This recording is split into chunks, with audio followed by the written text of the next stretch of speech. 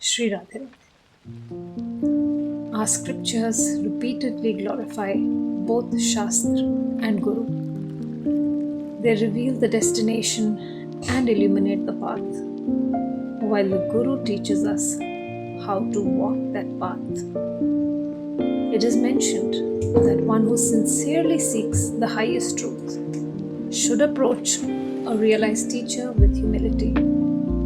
For spiritual wisdom is not acquired through intellect alone. Likewise, the Bhagavad Gita instructs us to approach enlightened souls with reverence, sincere inquiry, and service, for they impart knowledge born of direct realization. This is especially true on the path of bhakti. For some, love of God is difficult to manifest, even though it already lies dormant within the heart, hidden beneath layers of ego, pride, attachment, fear, and countless lifetimes of conditioning.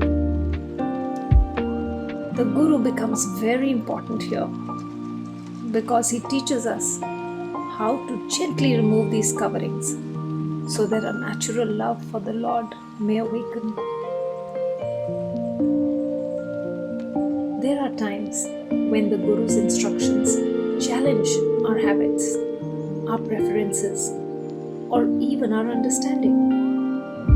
But like a skilled potter patiently shaping clay, or a goldsmith placing gold into the fire to remove its impurities, the Guru loosens the chains that bind the soul to the ego and the world. The lives of the great devotees beautifully illustrate this truth. Narad Muni guided through from wounded pride to pure devotion. Sandipani Muni prepared even Sri Krishna and Balram to honor the sacred tradition of learning. Sri Chaitanya Mahaprabhu accepted initiation from Ishwarpuri, teaching by his own example that no one is beyond the need for a guru. In every age, the Lord has shown that the surest path to Him is walked under the guidance of one who already knows the way.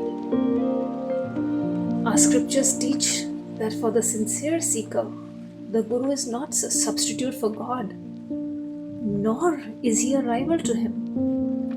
Rather, the Guru is God's own compassion, taking a visible form, so that the bewildered soul may be guided safely towards Him. For Krishna Prem, there was never the slightest separation between Guru and God. Whatever Yashoda instructed, he accepted with the same reverence with which one receives the word of the Vedas. It was not blind obedience, nor the result of emotional dependence. It arose from the conviction that the Guru sees farther than the disciple. A disciple sees only the next step, while the Guru sees the entire path. Complete surrender was the very foundation of Ronald Nixon, now Sri Krishna Prem's spiritual life. Yashoda herself once narrated two incidents that beautifully illustrate the depth of his surrender. The first took place when Ronald Nixon sat before her in that solemn hour to receive Vaishnav Sannyas Diksha and formalize their relationship as master and disciple. She placed before him a condition that would test the very foundation of his spiritual resolve. She said, "To be accepted as my disciple, you must make a promise. Even if, throughout your entire life, you achieve nothing of what you aspired for, no mystical experiences, no God realization, nothing at all, you must promise never to abandon me, and you must never abandon the path of bhakti." us pause for a moment and consider the significance of that condition. Most seekers begin their spiritual journey inspired by hope. They long for peace, visions, bliss, some proof of attaining their goal. But what happens if years pass and none of these seem to arrive? For some, enthusiasm may fade, doubts may creep in. The mind may begin to wander in search of another teacher, another method, or another philosophy that promises quicker results. Ronald Nixon was the product of the West, where rational inquiry and scientific reasoning formed the basis of his education. Yet when it came to his guru, there was no struggle between Eastern and Western thought, no conflict between intellect and faith. Without a moment's hesitation, Ronald accepted her condition. Yashoda later recalled that conversation with deep affection. "I knew," she said, "that once he made such a promise, there was no possibility that he would not attain everything he sought, and far more besides. But it was crucial that he understood the seriousness of surrender to the Guru." Krishna did not disappoint her, and he remained faithful to that promise until his very last breath. There is yet another incident that Ma would cite that revealed the spirit of surrender even more dramatically. In those days, the forests surrounding their ashram Uttar Vrindavan were thick and largely untouched. And during the course of carrying out his duties one day, Krishna Prem was bitten by a poisonous insect. At first, the bite appeared not so significant, but within a short time, the wound became badly infected. The poison spread rapidly. Despite every available treatment, the condition continued to deteriorate. And finally, the infection deepened into sepsis. His foot became swollen and intensely painful. Finally, the physicians reached a grim conclusion. If his life was to be saved, the infected foot would have to be amputated. It was at this critical moment that Yashoda intervened and said that there was no need for amputation. She would personally ensure that he was healed. The doctors were understandably perplexed. They respectfully explained that if the infection continued unchecked, Ronald's life itself could be at risk. Krishna Prem was a man suffering excruciating pain, and yet he chose not to pay heed to the doctor's advice. His guru had spoken, and for him that alone was enough. Yashoda instructed him to stop all medication and to take only Thakurji's Charnamrit every day, the sanctified water that had bathed the Lord. Krishna Prem gave up all medication and faithfully did as was instructed. What is remarkable is not merely that he made a full recovery, but that despite the suffering, he obeyed without slightest inner conflict. Such obedience is almost unimaginable to the modern mind. This would have been impossible had he regarded Yashoda merely as a kind, saintly mother figure. By receiving the shelter of such a realized Guru, Krishna Prem's spiritual life continued to grow with remarkable steadiness, carrying him ever closer to the boundless love of Krishna. An incident from April of 1943 offers a rare glimpse into Yashoda Ma's inner spiritual life, an aspect she seldom revealed even to those closest to her. At that time, the renowned musician, poet, author, and devotee Sri Dilip Kumar Roy was staying at Uttar Vrindavan. One of the most respected cultural figures of his time, he later recorded this remarkable incident in his English book, Krishna Prem. What follows is a concise retelling of his account. During those days, Yashoda Ma was seriously unwell. Her body had become extremely frail, and she spent most of her time lying on her bed in her room close to the temple. Even moving from one place to another required the assistance of others. Those around her worried constantly about her health. One evening after the Sandhya Aarti, the devotees assembled in the Jagmohan, the hall adjoining the temple, for Kirtan. Moti Rani was seated near the entrance. Krishna Prem and another devotee, Alek, were also present. Turning to Dilip Kumar Roy, Krishna Prem requested, "Please sing your song on the Vrindavan Leela." The song had become immensely popular. It had been recorded for the gramophone, and Dilip Kumar Roy had sung it countless times at public gatherings. Naturally, he expected that this would be no different.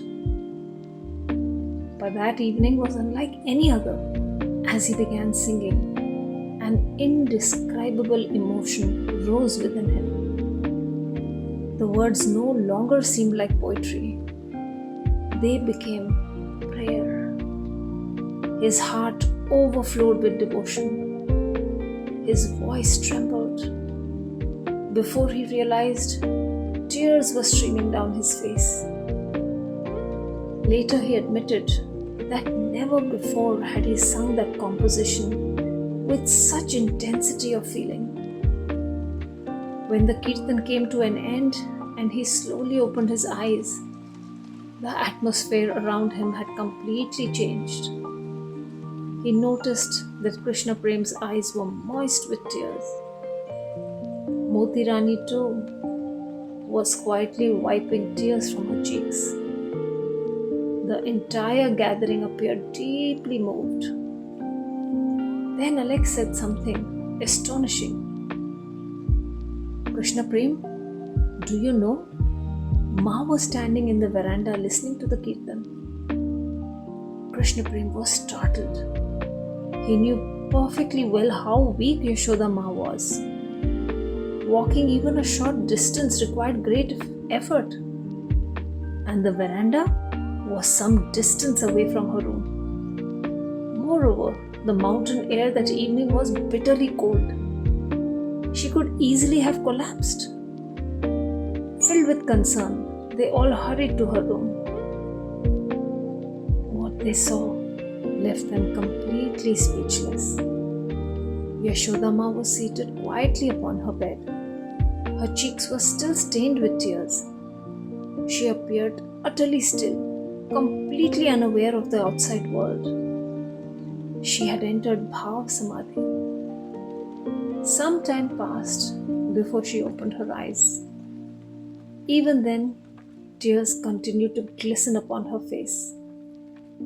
Looking lovingly at Dilip, she beckoned him to come closer. And then she asked him softly, "Dilip, did you see him?" He looked at her puzzled. "See who, Ma?" "See Krishna. He was there." Dilip had indeed experienced profound emotion while singing, but he could not claim to see Krishna. He was dumbstruck. Yashoda Ma gently explained, "Krishna first came into my room. Then after a moment, he walked to the Jagmohan where you were singing. I followed and I saw him. He stood there listening to your song with great love. Then as you sang the last few lines, He looked at you carefully. He was smiling. I prayed to him that he might grant you the divine vision to behold him. Then she smiled affectionately and added, Dilip, you are greatly blessed. Dilip Kumar Roy fell at Ma's feet and kissed them. Unable to restrain himself, he began to weep. Yashoda Ma placed her hand gently upon his head in blessing. To hear that he had pleased Krishna so was overwhelming. After a while, he asked Ma, the way you saw him today, do you always see Krishna like that? Ma replied with complete simplicity, almost all the time, but most often I see him within my heart. Only occasionally do I see him outside. Dilip asked again, Ma, why don't you see him externally all the time? Ma replied, I once asked Gopal exactly the same question. And at that time Gopal had told me, from time to time I shall give you my external darshan, but not continuously. Your body will not be able to bear my manifest form. These few words reveal a profound spiritual truth. The Lord does not withhold his direct manifestation because he is unwilling to reveal himself. Rather, his divine presence is so overwhelming that the human body in its ordinary condition cannot continuously endure its intensity. Even throughout the lives of great saints, we often find that the Lord grants such visions only at chosen moments, according to his own compassion. That evening was truly extraordinary.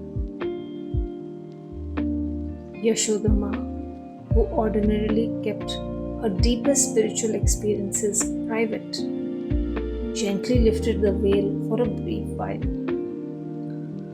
For the devotees present, it was as though they had unexpectedly discovered a hidden treasure, because saints rarely speak about their own mystical experiences. Sensing that Yashoda Ma was unusually open that evening, another devotee asked, Ma, Krishna Prem once mentioned that you have had the darshan of many other deities as well. Have you ever seen Lord Ganesh? To be honest, I sometimes find it difficult to believe he even exists. He seems mostly imaginary. Ma laughed softly. She said, You think he is imaginary because of his trunk, don't you? Everyone smiled. Then she continued, Well, I have touched that trunk. The room fell silent, and then she described the incident. One night around midnight, I suddenly felt something gently tickling my neck. Startled, I woke up. Standing beside me was a beautiful, beautiful little baby Ganesh, playfully tickling me with his trunk. As she recalled the experience, her face lit up.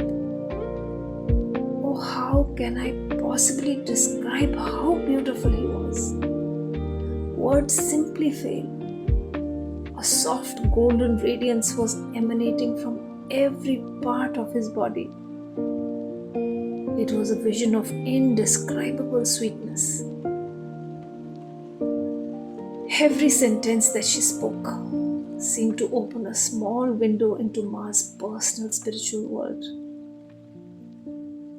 Another devotee asked, Ma, when you speak of Bal Gopal, do you really see him? Ma smiled. After a brief pause, she said that Bal Gopal speaks to her about himself.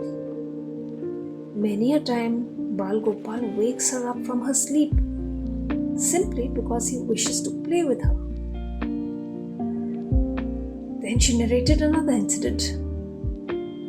One night, while everyone in the ashram was asleep, she suddenly felt someone gently shaking her awake. At first, she thought she must have been dreaming.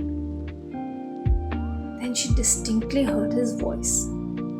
"Ma, wake up." She opened her eyes. Standing beside her was little Gopal. Looking upset, he stuck out his lower lip and complained, "Here you are, sleeping without a care in the world, while ants are busy biting me." Very surprised, she immediately rose from her bed and hurried to the altar. She found that she had carelessly left a bottle of honey, and indeed, ants were all over the place. With tears in her eyes, she gently removed the ants. Her small child had come seeking his mother's help. Very concerned with this incident, she decided that from that day on, he would sleep with her in her bed, so that she was aware of what was happening with him. Hearing this, Bal Gopal was ecstatic and began to sleep with her every night.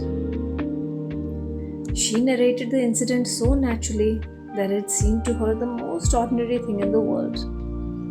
Yet for those listening, it revealed the extraordinary intimacy of her relationship with the Lord. For Yashoda Ma, Krishna was never an abstract philosophical concept. He was not a distant deity residing only in heaven. It was her Gopal, living, loving, playful, and wonderfully real. Such incidents remind us of an important truth taught throughout the Bhakti scriptures. The Lord reveals Himself according to the devotee's love. To those who approach Him as the all-powerful Supreme Being, He manifests His majesty. To those who worship Him with awe and reverence, He accepts their formal devotion. But to those rare souls whose hearts have become completely purified by selfless love, He allows Himself to be bound by affection. The Bhagavad Puran repeatedly shows us this divine mystery. Mother Yashoda binds the Supreme Lord with a simple rope. The cowherd boys climb upon His shoulders and play with Him. The gopis lovingly scold Him for His mischief. None of this diminishes His divinity. Rather, it reveals the astonishing truth that pure love conquers even the infinite. Then Dilip Kumar placed a personal question before Yashoda Ma. "Ma, I try my level best to meditate, but my mind simply does not remain still. What must I do?" Ma smiled and said, "Dilip, you don't have to meditate. All you must do is simply sing to Him. That is your path." As we reflect upon these extraordinary incidents, one truth becomes abundantly clear. Krishna, Prem and Yashoda Ma never regarded miracles or mystical experiences as the goal of spiritual life. Such experiences were simply the natural fragrance of hearts wholly surrendered to Krishna. Seekers from every walk of life journeyed to Uttar Vrindavan in the search of answers and spiritual guidance. Most returned with a renewed conviction that God is not a distant concept, but a living presence who responds to sincere love and devotion. The story continues. Until then, may Sri Radha and Krishna bless us with the shelter of a genuine Guru, unwavering faith, and a heart filled with pure devotion. Sri Radha.